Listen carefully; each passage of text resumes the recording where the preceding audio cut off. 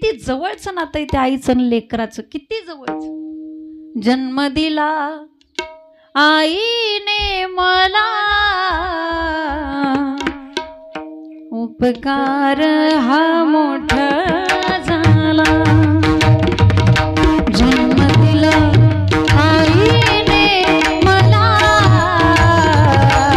उपकार हा मोठा झाला. ठेच लागे माझ्या पायाला, पाणी येई तिच्या डोळ्याला. जन्म दिला आईने मला, उपकार हा मोठा झाला. जन्म दिला आईने मला, उपकार हा मोठा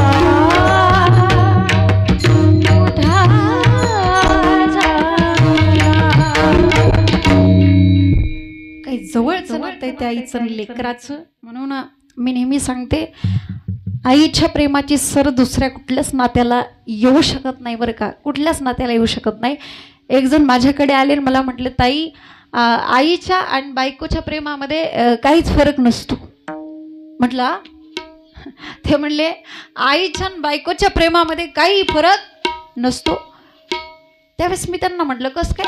त्यांनी मला सांगितलं, पूर्वी माझी आई मला आंघोळ घालायची, आता माझी पत्नी सुद्धा मला आंघोळ घालते. म्हटलं पूर्वी माझी आई मला जेवण वाढायची, आता माझी पत्नी सुद्धा मला जेवण वाढते. म्हटलं आईच्या आणि बायकोच्या प्रेमामध्ये काहीही फरक नाही.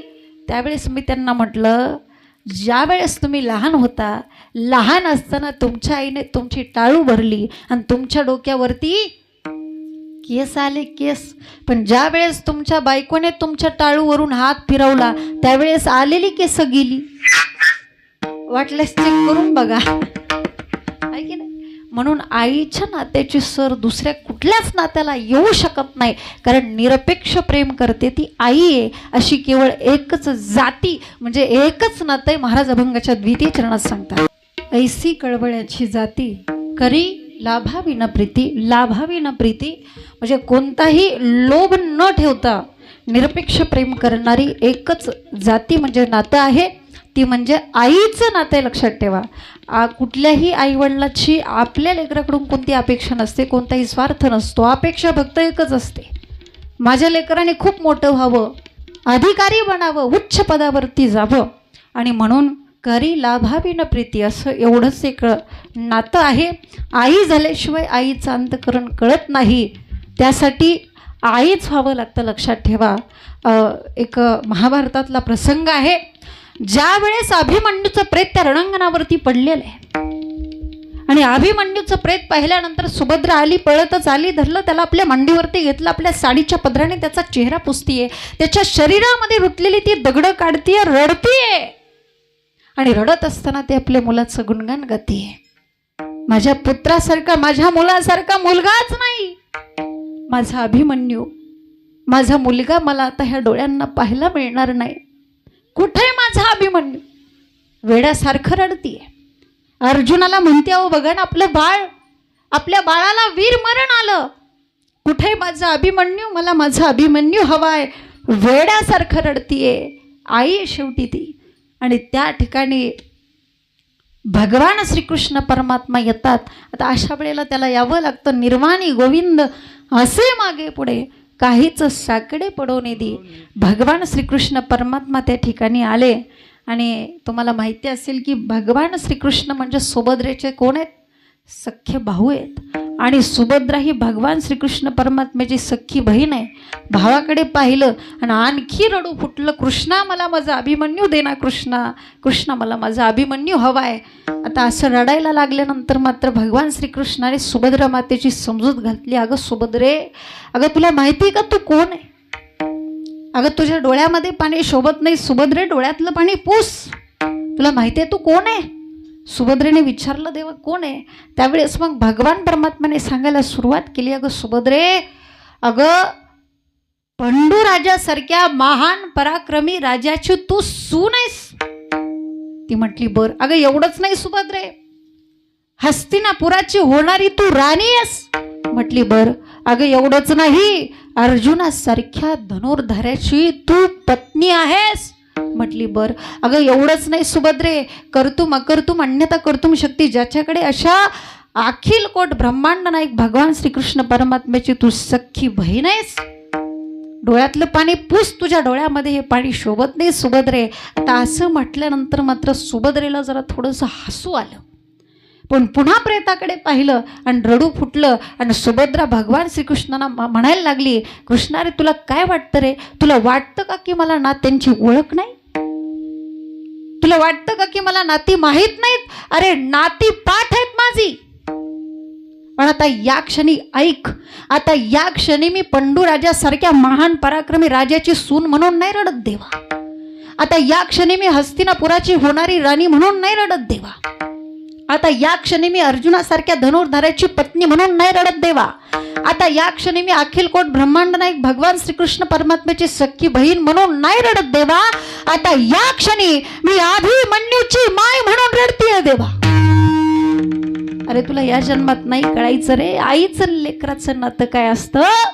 अरे ज्या वेळेस तुला एखाद्या जन्मामध्ये तुझ्या लेकरापासून दूर जाण्याची वेळ येईल ना, मग तुला कळेल की आईचं लेकराचं प्रेम काय असतं. आणि म्हणून जीवनामध्ये ही आई झाल्याशिवाय आईचं अंतकरण नाही कळत. लक्षात घ्या.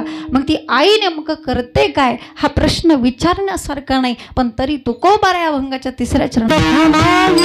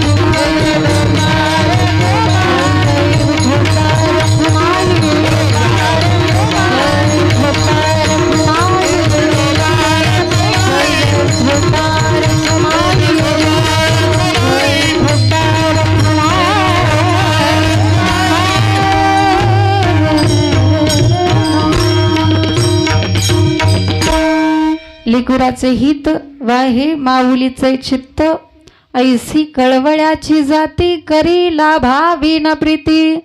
पोटी भार वाहे त्याचे सर्वस्व ही साहे. महाराज म्हणतात आई नेमकं आपल्या लेकरासाठी करते काय, तर आपल्या बाळाला जन्म देण्यासाठी अनेक प्रकारचे उपास तापास व्रत वैकल्य करून आपल्या गर्भामध्ये त्या बाळाला सुरक्षित अंतर ठेवते. आणि त्या बाळाचा 9 महिने आपल्या गर्भामध्ये उदरामध्ये सांभाळ करते. आईच्या उदरामध्ये ज्या वेळेला ते बाळ असतं ना, त्यावेळेस त्या आईने घेतलेला प्रत्येक श्वासातला श्वास ते गर्भातलं मूल घेतं.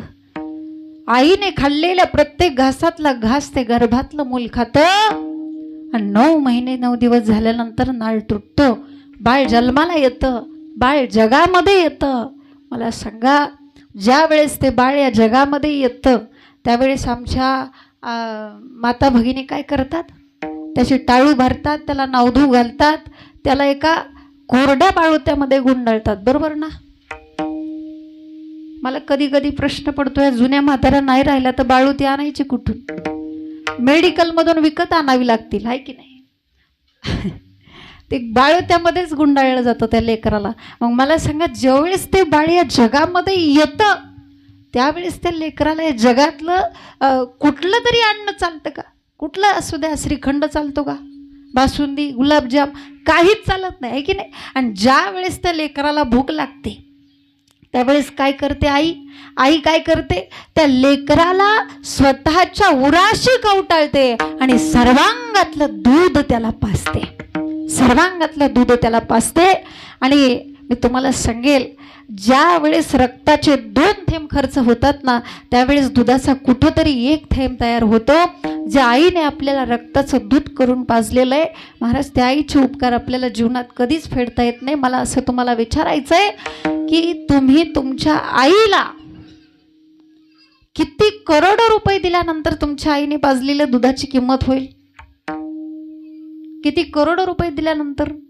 असे अनंत अनंत करोडो रुपये जरी दिले तरी तुमच्या आईने पाजलेल्या दुधाची किंमत कधीच होणार नाही होणार. लक्षात घ्या. म्हणून किमान त्या दुधाचे उपकार तरी ठेवा, किमान त्या दुधाचे उपकार तरी विसरू नका.